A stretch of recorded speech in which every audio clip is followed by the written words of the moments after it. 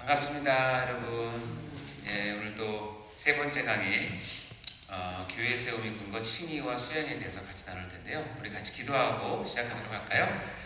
하나님 아버지 감사합니다. 저희들에게 배움의 기회를 허락하시고 하나님의 진리의 말씀을 또 이렇게 같이 나눌 수 있는 귀한 자리와 시간을 허락해 주시면 진심으로 감사합니다.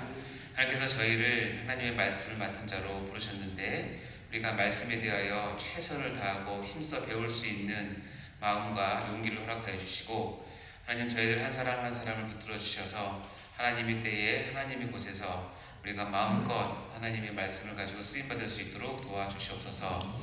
우리가 모두 교회를 세우는데 한 사람 한 사람이 정말 귀하게 사용되는 귀한 하나님의 종이 다 될 수 있도록 도와주시고, 아무쪼록 주님께서 준비하는 이 기간 가운데 큰 은혜를 주셔서 아버지 학업을 또한 잘 마칠 때까지 주님께서 인도하여 주시고, 한 사람의 마음들 가운데 하나님을 더욱더 사모하는 귀한 마음 심어주시길 간절히 바랍니다. 평생 주님을 섬기고 주님의 말씀을 섬기며 선포하는 것이 우리의 꿈이 되게 하시고 우리의 목표가 될 수 있도록 인도해 주옵소서. 주님 저희에게 큰 은혜 주심 있습니다. 감사드립니다. 예수님 이름으로 기도하옵나이다. 네. 자, 그만 말씀드렸죠. 오늘은 칭의와 수양에 대해서 보도록 하겠습니다. 우리 먼저 가기 전에 지난 시간 한번 리뷰 한번 해볼까요? 자, 1번 회심이란 시작. 회심이란 마음이 온전히 하나님만을 향해 돌아서는 것을 의미하며 진정 나밖에 없냐? 라는 주님의 질문에 대한 분명한 결정으로서 표현될 수 있다. 주님이 여러분한테 진정 나밖에 없냐? 어디 물어보십니까? 이 질문은 항상 하십니다. 항상 하시고요. 특별히 결정적인 순간에 하세요. 그때를 대비해서 여러분 마음을 다른 것에 빼앗기지 마시고 오직 주님께만, 하나님께만 딱 붙들어내시기 바랍니다. 그래서 영어 표현에 의하면 너의 시선을 하나님께 고정하라, 픽스하라고 되어 있잖아요. 이게 그 말씀입니다. 자, 2번 읽어볼까요? 시작. 진정한 회심은 회개와 신앙으로 구성되며 지정의를 통한 삶의 전 영역에서 드러나게 된다. 예, 진정한 회심은 과거에 대한 회심, 회개, 미래에 대한 회심, 신앙으로 구성되어 있고 우리의 인격, 즉 마음을 뜻하는 지정의를 통해서 우리의 실제적인 삶에서 드러나게 된다는 말씀이죠. 자, 3번 읽어보겠습니다. 시작. 신앙이란 하나님께 대한 전적인 신뢰와 확신을 바탕으로 완전히 주님께 나를 맡기는 것이며 중생과 회심을 통과해야만 참된 신앙생활이 시작된다. 네, 신앙이라는 것은 그 확신, 신뢰와 확신을 바탕으로 실제로 맡기는 그런 행위를 얘기하는 것이고, 이것은 중생과 회심을 통과해야만 시작되는 참된 신앙이라고 말씀드렸습니다. 자, 네 번째 읽어보겠습니다. 시작. 참 신앙은 말씀에 대한 신앙과 그에 따른 생활을 포함하며 마찬가지로 참 믿음은 믿음과 그에 따른 행함이 동반되는 것을 의미한다. 네, 그렇죠? 우리 그때 A 플러스 B는 A 다시라고 이렇게 공식화해서 했는데 잘 또 기억하시고 참 믿음을 요구하시는 그 하나님의 말씀을 잘 기울이시기 바랍니다. 그래서 내가 믿는 것과 아는 것이 하나가 되는 여러분 다 되시기 바랍니다. 자, 우리가 전체 중에서 오늘 세 번째 강의죠. 그래서 교회 세움의 근거, 칭의와 수양에 대한 부분을 할 텐데 여러분 많이 들어보셨습니까? 칭의? 칭의는 이제 많이 들어보셨을 거예요. 이제 우리 개혁주의에서는 굉장히 유명한 단어이기도 하고, 혹시 수양이란 말씀 들어보셨습니까? 양자사. 예, 양자된다. 그래서 수양은 그 많이 쓰는 단어가 아니라서 좀 생소하긴 할 텐데 하나님의 이 은혜를 설명하는데 또 칭의와 수양만큼 또 색다른 각도의 은혜를 주는 단어는 없는 것 같습니다. 자, 전체적인 거 보면 우리가 주제별로 하나님의 말씀을 보고 있고요. 그 중에서 이제 증명된 교리라고 하는 것을 통해서 하나님을 더 알아가는 데 우리가 하고 있는데 7개 주제 중에서 우리가 지금 어디를 하고 있죠? 예, 구원론 하고 있습니다. 전체 파악을 하고 계셔야 돼요. 우리가 지금 구원론에 대해서 구원의 서정, 과정 가운데 지난 시간까지 소명, 중생, 회심, 신앙을 했다면, 자, 오늘은 칭의와 수양을 할 예정입니다. 자, 이 표 기억나시죠? 예, 이 표에 의하면 소명과 중생, 회심, 신앙, 우리 인생사에 비교하면 정자와 난자를 얘기했고, 수정과 착상, 그다음에 회심은 출상, 그리고 신앙은 자라면서 자기의 인식, 그리고 내가 믿음 어떤 무엇을 믿는가에 대한 것이죠. 오늘은 이제 두 개인데 칭의와 수양입니다. 신앙과는 방향이 좀 반대예요. 신앙은 뭐냐면 내가 외부를 향해서 내 신앙을 확인하는 거예요.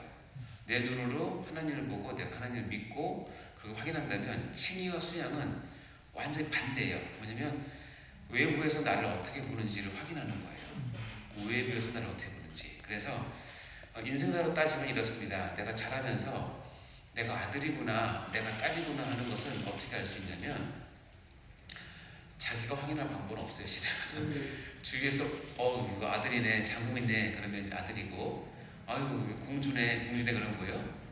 딸이죠, 그죠? 근데 문제는 이제 그 공주가 끝까지 가면 곤란합니다. 공주병이 걸리면 안 돼요. 역시 아들인지 딸인지. 여러분 국적이 뭐예요? 대한민국이죠. 물론 하나님 역시 신뢰합니다. 천국이에요. 그래요, 맞아요. 우리의 국적은 대한민국이죠. 대한민국이라는 것을 어떻게 알았냐면, 여러분이 학교에 가서 교육을 받아서 아는 거예요. 내가 대한민국 사람이구나. 그래서 알게 되고, 그것이 강화되기 시작한 게 2002년 월드컵 때 대한민국 하지 않았습니까? 그 외치면 외칠수록 내가 자랑스러운 대한민국 사람이라는 것을 알게 되죠. 누가 스스로 만들어낸 게 아니라 외부 환경이 나를 대한민국 사람인 것을 규정을 하는 거예요. 칭의와 수양이 딱 그거예요. 이건 나로부터 나오는 게 아니라 외로부터 주어지는 것을 통해서 나의 구원의 한 측면이, 이 구원이 외부로부터 어떻게 보는지를 깨닫는 것이 칭의와 수양이에요. 앞에 거는 조금 다르죠. 그런 면에서 칭의와 수양은 우리 구원을 설명하는 또 다른 측면이고, 근데 이게 굉장히 중요한 게, 우리 기독교, 특히 개혁교회의 시작이 칭의부터 시작이기 때문에 중요한 의미를 갖습니다. 자, 이 표에 보시면 우리가 이제 9개 단계를 했었어요. 소명부터 시작해서 소, 중, 회, 신, 친수성, 경 이렇게 9개죠. 여러분 이제 나중에 강도서 보실 때 이 구원의 서정 거의 한 문제는 꼭 나옵니다. 그러니까 꼭 외우셔야 됩니다. 소, 중, 회, 신, 친수성, 견영 이렇게 되죠. 소명, 중생, 회신, 신앙. 그리고 오늘은 이제 칭의와 수정을 할 텐데, 먼저 칭의를 이제 보도록 하겠습니다. 자, 오늘 칭의에 보면, 여러분 교환에 보면 5가지를 가지고 서론과 칭의의 정의, 칭의의 요소, 칭의의 결과, 칭의의 본질에 대해서 보도록 하겠습니다. 자, 먼저 서론을 볼까요?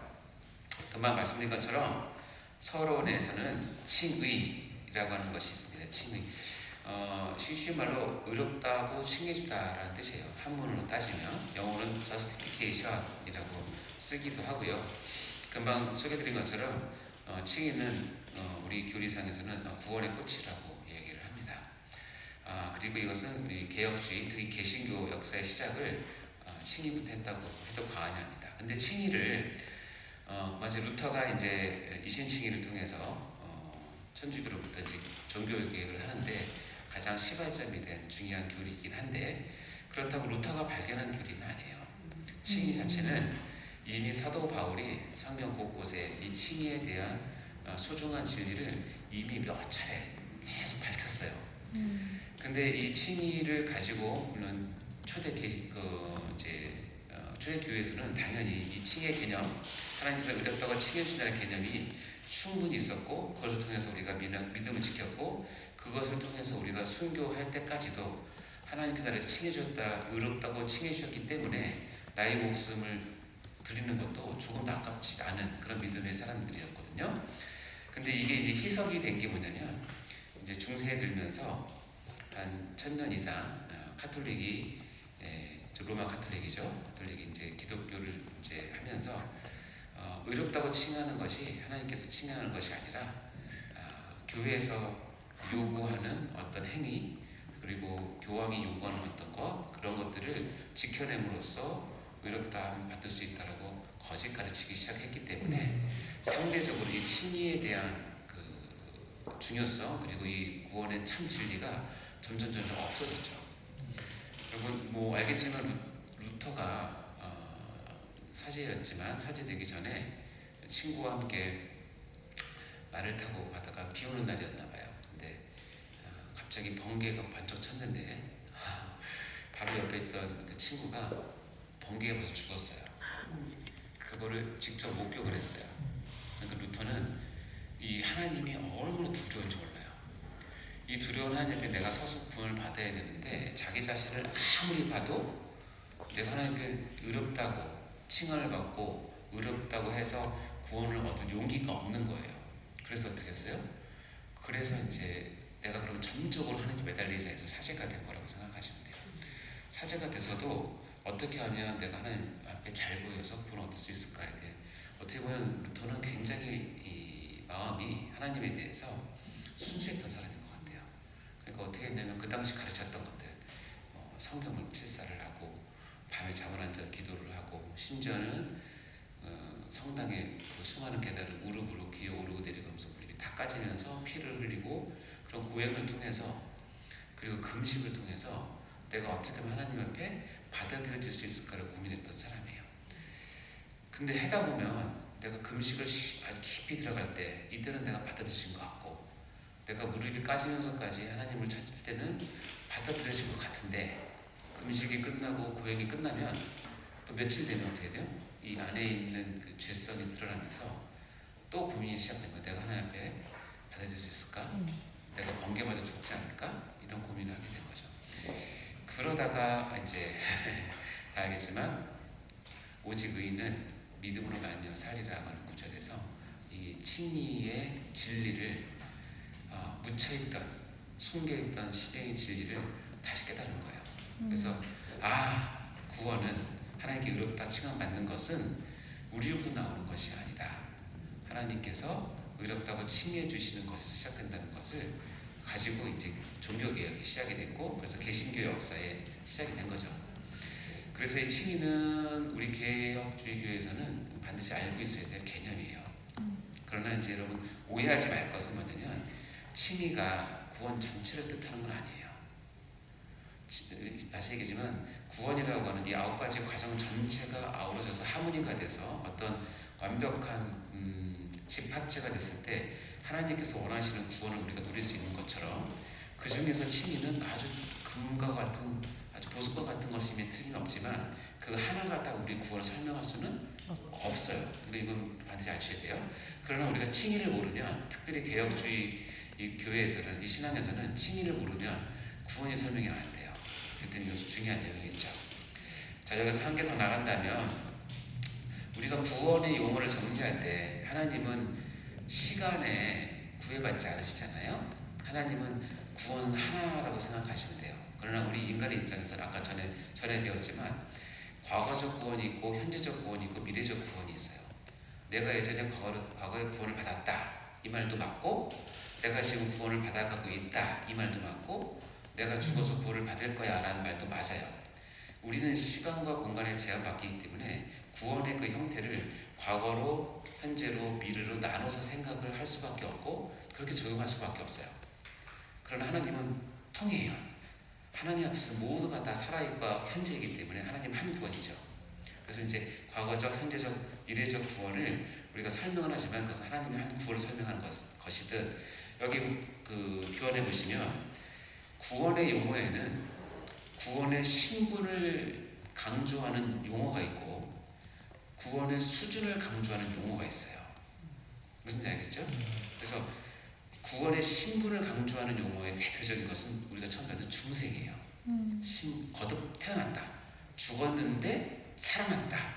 시체가 살아났다. 신분이 바뀐 거예요. 오늘 배운 칭의와 양자됨이 바로 이 신분을 나타내는 대표적인 용어예요. 그렇게 이해하시면 되고 수준, 이거 뭐냐면 구원을 그렇게 보는 것이 아니라 구원도 레벨이 있다고 보는 거예요.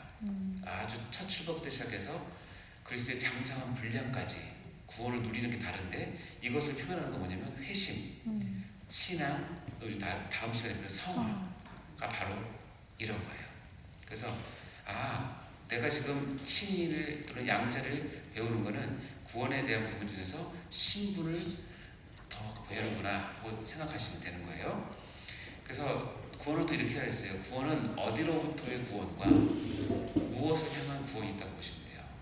신분이 뭐냐면 나의 구원은 어디로부터의 구원이죠? 죄로부터의 구원이 가장 핵심이잖아요. 그것이 이제 중생 신양자이고 어디를 향해서 구원합니까? 그렇죠. 천국 또 하나님의 나라를 향해서 가는 거죠. 그 과정을 드는 게 회심 신앙 성화라고 생각하시면 돼요. 자, 그래서 그 다음에 나오는 것이 이 말인데 로마서 1장 17절 말씀입니다. 읽어볼까요? 시작. 복음에는 하나님의 의가 나타나서 믿음으로 믿음에 이르게 하나니 기록된 바 오직 의는 믿음으로 말미암아 살리라과 같으니라. 여기에서 나온 오직 의는 믿음으로 말미암아 살리라. 이게 이제 루터가 이 말씀에서 하나님의 우리가 믿음으로 하나님께 받아들여지는 것은 어떻게 해요? 오직 믿음이다 라는 것을 깨닫게 된 거죠. 자, 그리고 이제 그래서 이 말은 믿음으로 말미암아 살리라 라고 하는 것은 구원의 어떤 부분을 강조하는 말이냐면 신분을 얘기하는 거예요. 그리고 다음에 우리가 에베소 2장 8절 9절 말씀 굉장히 중요한 말씀이고 제가 처음부터 이렇게 강조했던 말씀인데요.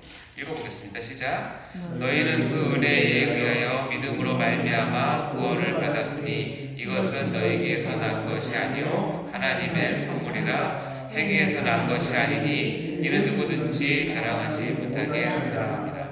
그래서 구원의 신분을 나타내는 구절 중에서 굉장히 중요하고 요긴한 구절이에요. 아주 대표적인 구절인데 여기 노란색으로 표현되어 있는 은혜, 믿음, 구원, 선물은 이 꼴이라고 생각하시면 돼요. 같은 뜻이고 같은 뉘앙스고 같은 하나님의 말씀이 있거든요. 은혜와 그로 인한 믿음과 그래서 구원을 얻는 것은 선물이라는 거예요. 이것은 뭘 뜻하냐면 구원의 아까 얘기했지만 신분을 나타내는 구원의 가장 대표적인 거예요. 그래서 제가 처음 이 교리를 시작하면서는 구원의 수준이나 이런 부분을 먼저 다루지 않는 이유는 뭐냐면 이 신분에 대한 부분, 즉 내가 어떻게 구원을 얻은지에 대한 하나님의 전적인 은혜라고 하는 부분이 완벽하게 선 다음에 그때 수준으로 넘어가야 그 다음이 이해가 되기 때문에 그래요. 그래서 여기 말하는 은혜, 믿음, 구원, 선물은 우리의 구원의 신분을 나타내는 대표적인 말이에요.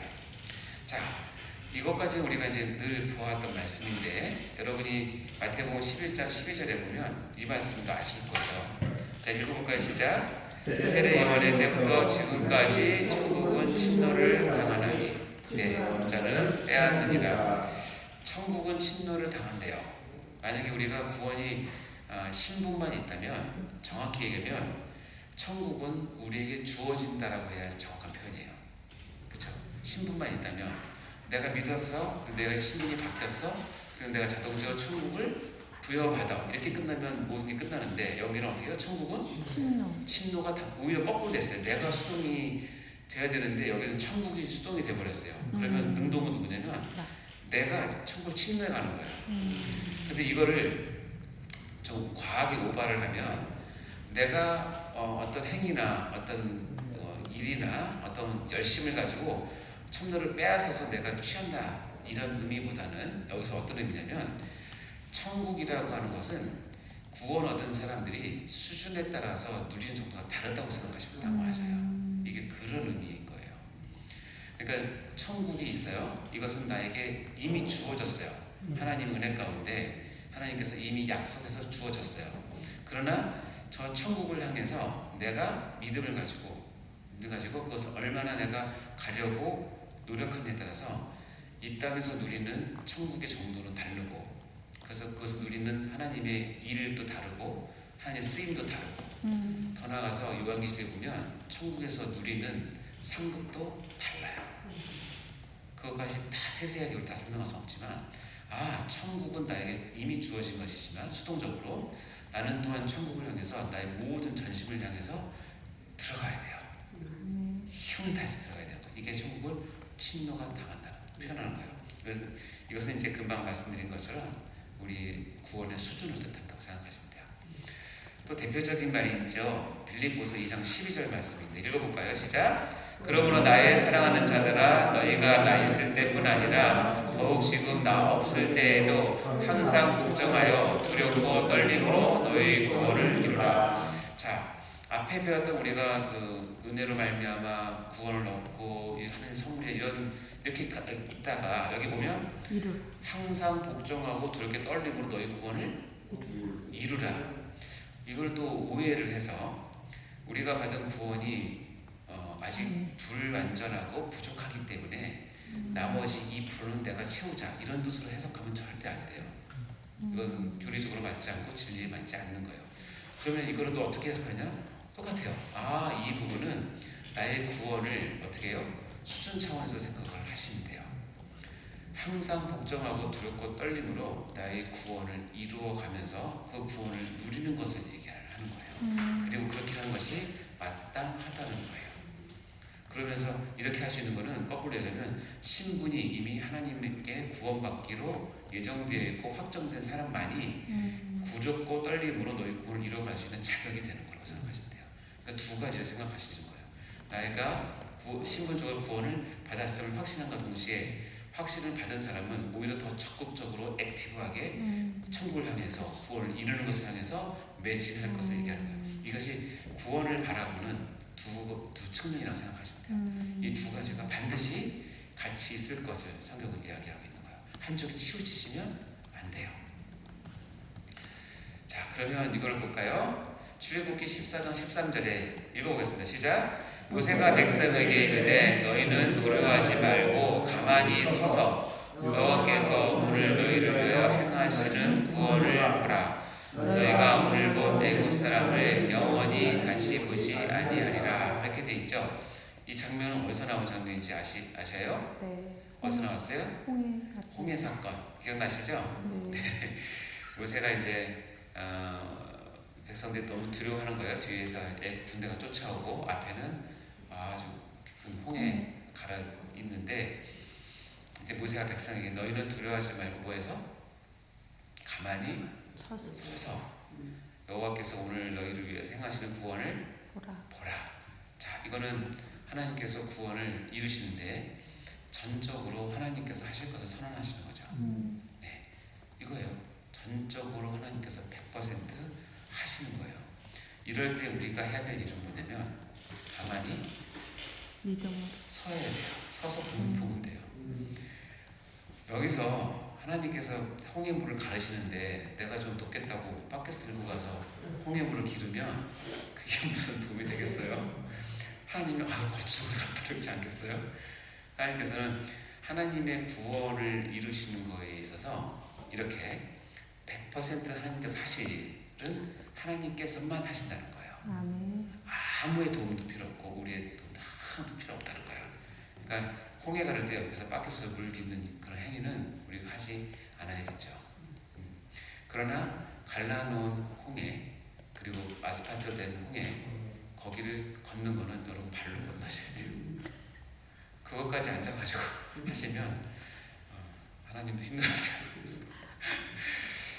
그때 걸으면서 놀라는 거죠. 야, 물기둥이 섰네. 야, 바다가 갈라지고 바닥이 아스팔트처럼 굳었네. 더 놀라운 건 뭔지 아세요? 그렇게 지나간 바다에 그 길에 애국 군대가 들어왔을 때는 한순간에 무너져서 그들이 다 죽었다는 사실. 우리는 구원의 길이지만 하나님의 백성이 아닌 사람은 그 멸망의 길이에요. 그것을 보면서 하나님을 찬양을 하는 것이죠. 위대하시다. 그리고 하나님의 구원을 우리는 겸손하게 가만히 서서 보면서 찬양할 뿐이에요. 그리고 여러분 가능하면 놀라세요. 많이 놀리드리세요. 하나님도 기뻐하세요. 자, 이해되시죠? 그래서 이제 칭의의 정의를 한번 보면 이겁니다. 자, 주체, 근거, 내용, 효력으로 되어 있는데 옆에 있는 말을 한번 붙여서 읽어보면 칭의의 정의가 됩니다. 시작. 하나님께서 예수 그리스도의 완전한 의를 근거로 하여 죄인을 의롭다고 선언하시는 법적 행위이니라. 그렇죠? 칭의의 주체가 누구래요? 하나님이요. 그래서 칭의라고 하는 구원을 설명함에 있어서는 주체는 하나님이에요. only.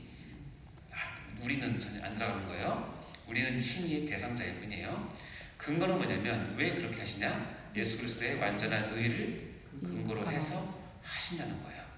그렇죠? 내용이 뭐냐면 죄인을 의롭다고 선언하시는 여기시는이에요. 자, 그럼 여기서 뭐 죄인을 의롭다고 여기셨다, 죄인을 의롭다고 선언하셨다라는 말은 속뜻은 뭐예요? 원래 아니에요. 그 죄인이 원래 의롭다는 거예요, 안 의롭다는 거예요? 안 의로워요. 그렇지, 이게 핵심이에요. 그 사람이 의롭다고 칭해준다는 얘기는 오히려 의로운 사람은 의롭다고 칭하는 거를 그런 의미가 없어요. 그건 너무 당연한 거잖아요. 누가 봐도 죄인이고 하늘이 알고 땅이 아는 죄인임에도 불구하고 하나님께서 그것을 어떻게 여기신다? 의롭다고 여겨주시는 거예요. 그러니까 나는 그것을 받으면서 어떤 마음이 들겠어요? 너무 감사하지만 너무 죄송한 거예요. 내가 내 자신을 아는데 내가 하나도 의롭지 않거든요. 근데 의롭다고 뭐예요? 여겨주시는 거예요. 와, 아멘. 이거를 깨달아야 돼요. 그러니까 어떻게 해요? 내가 의롭다고 칭해면서 내가 나 의롭지 이렇게 생각하는 것은 버릇없는 사람이고, 제대로 모르는 거. 그리고 또 거꾸로 의롭다고 칭했는데 난 여전히 죄인으로 뒤로 빼는 것도 옳지 않아요. 그것도 제2의 교만이에요. 의롭다고 칭하면 끝이에요. 왜냐하면 효력이 법적 행위이기 때문에 그래요. 우리나라는 상심제죠. 일심지 상심제요. 대법원에서 이제 좀 있으면 대법원에서 큰 판결하잖아요. 대법원에서 판결이 나오면 그것은 대한민국에서 그 판결을 바꿀 수 있는 것은 없어요. 대법원 판결은 삼심제니까 끝이에요. 거기서 판결난 것은 실은 그 내용이 죄가 있어요. 근데 판사가 어떻게 해서 하여튼 대법원인데 판결을 해버렸어요. 죄 없다고. 그러면 이 사람은 실제로 죄가 있어도 법적으로, 사회적으로, 행정적으로는 죄가 없는 거예요. 이해되세요? 네. 왜냐면 대법원의 권위로 법적 선언을 했기 때문에 그래요. 이 사람이 죄 있다 없다 이제 그 다음부터 의미가 없어요. 실은 자수해도 의미가 없어요. 그건 끝이에요. 더 이상 물을 법이 없기 때문에 그래요. 칭의는 뭐냐면 하나님의 법정이 있어요. 하나님의 법정은 삼심제가 아니라 단심제예요. 그리고 최고 재판관은 하나님이시고 예수 그리스도세요. 그분이 우리의 우주 모든 만물을 심판하세요. 특별히 인생으로 지어진 하나님의 형상을 가지고 태어난 인간은 그 법정 앞에 반드시 마지막에 서요. 그때 섰을 때 하나님께서 법적인 권위로 이재훈 너 죄 없어 라고 얘기한다면 저는 깜짝 놀라겠죠. 난 죄인인데 아무튼 감격스러워 눈물도 흘리고 송스럽기도 하고 그렇게 봐주신 하나님께 너무 감사하겠죠. 그리고 나오면 어느 누가 나한테 죄인이라고 손가락질을 할 수가 없어요. 이건 법적인 거예요. 하면은 큰일 나요. 이게 칭의예요. 이 칭의가 지금 우리에게 주어졌다는 거예요. 아멘. 주체, 근거, 내용, 효력을 하나씩 보시면 압니다. 그리고 이 근거는 칭의의 근거는 오직 예수 그리스도의 십자가의 공로에 의지해서요. 아멘. 이걸 이제 많은 신학자들이 칭의에 대한 여러 가지 정의를 많이 하셔요. 이제 뭐 다 옳은 말씀이고 다 맞는데 그래도 우리가 지금 이 교리의 체계를 배우고 있는 루이스 벌코프 신학자는 책에 이렇게 기록을 했는데 한번 보는 건 좋을 것 같아요. 한번 같이 읽어볼까요? 시작. 칭의는 예수 그리스도의 의를 기초로 하여 죄인에 대한 율법의 모든 요구가 만족된 것을 선언하시는 하나님의 재판적 행위이다. 그 말이 이제 아까 읽었던 그거를 풀어서 한 거죠. 그렇죠? 죄인에 대한 하나님의 율법의 모든 요구가 예수님 때문에 만족됐다라고 하나님께서 선언해 주시는 재판적 행위다라고 얘기를 한다는 것입니다. 그래서 로마서 3장 23절, 24절은 이 부분을 이렇게 아주 잘 표현하고 있습니다. 우리 유명한 구절인데요. 읽어보겠습니다. 시작. 모든 사람이 죄를 범하였음에 하나님의 영광에 이르지 못하더니 그리스도 예수 안에 있는 속량으로 말미암아 하나님의 은혜로 값없이 의롭다 하심을 얻은 자 되었느니라.